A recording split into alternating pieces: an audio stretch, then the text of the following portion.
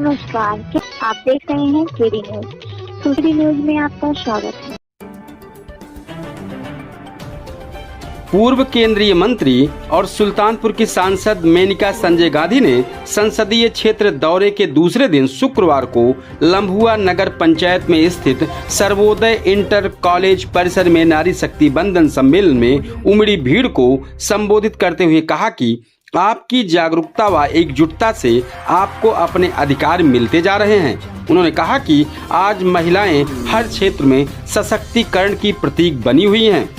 महिलाओं ने अपने घर को चलाने के साथ ही सामाजिक जिम्मेदारियों को भी संभाल कर रखा है। उन्होंने कहा कि स्वयं सहायता समूह के माध्यम से लम्हुआ क्षेत्र में ही महिलाओं ने मोमबत्ती अगरबत्ती का उत्पादन शुरू किया है। उन्होंने आगे बताया कि महिलाओं को प्रशिक्षण करने के लिए मुंबई से एक प्रशिक्षक को बुलाया गया है।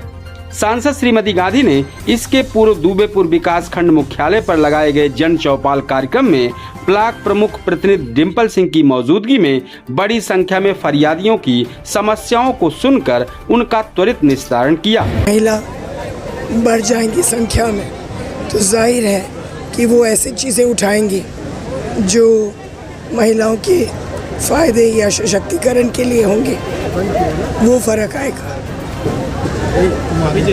इनकी भागीदारी तो हमेशा होती है, इनके बिना क्या देश तो नहीं चल सकता।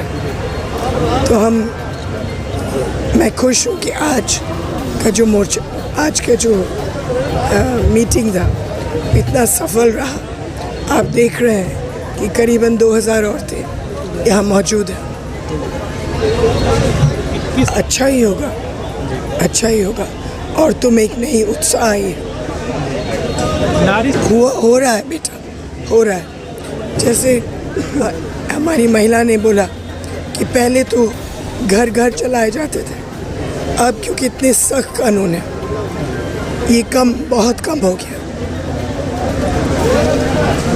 सबसे पहले मैंने शुरू किया घर देखना।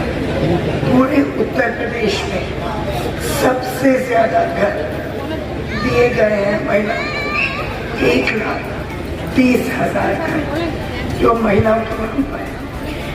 कुल मिलाकर के 4 लाख घर है, यानी कि 1/4 घर अब महिलाओं के नाम पर हो गए। अभी